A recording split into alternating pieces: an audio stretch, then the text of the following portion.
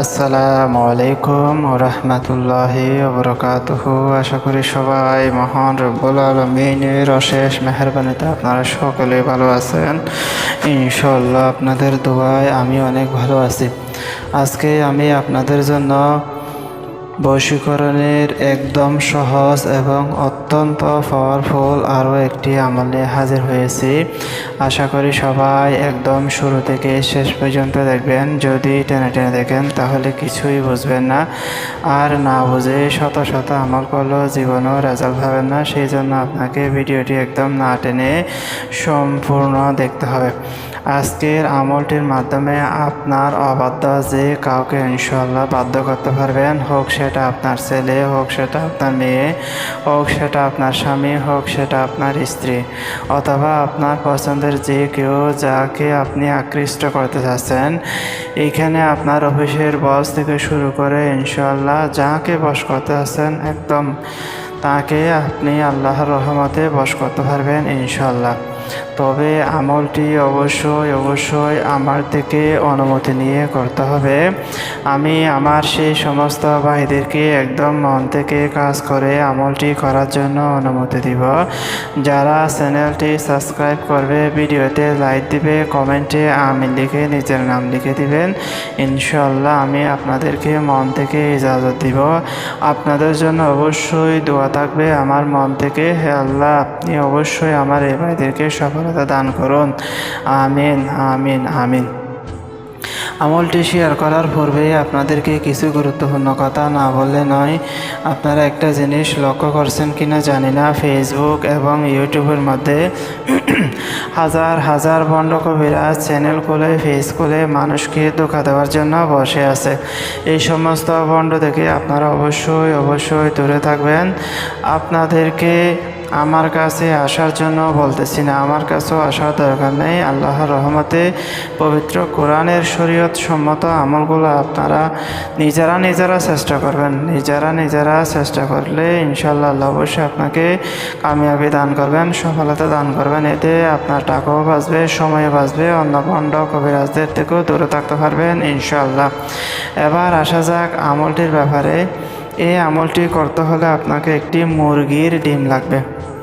মুরগির ডিমটা যদি সবচেয়ে বেশি ভালো হয় যদি মুরগি প্রথম ডিম পারে, অর্থাৎ একটা মুরগি বড় হওয়ার পর প্রথম যে ডিমটা দেয় সেরকম যদি একটা ডিম হয় তাহলে কারেন্টের মতো কাজ করবে এই জিনিসটি।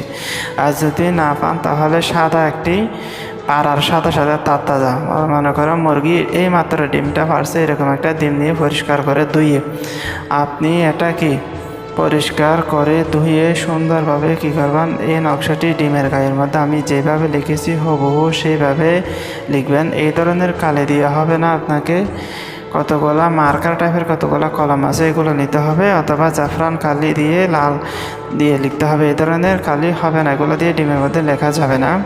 তো আপনি এভাবে সুন্দরভাবে লিখবেন। এখানের মধ্যে কী করবেন, আপনি আপনার নাম এই ফালামালির নুন এই শব্দটি উঠাই দিবেন, এখানে আপনার নামটা বসাবেন।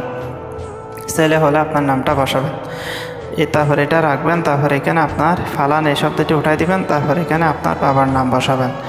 আলা হুব্বুন এটা রেখে তারপরে এখানে বা নুন তা বিনতে লাগবেন।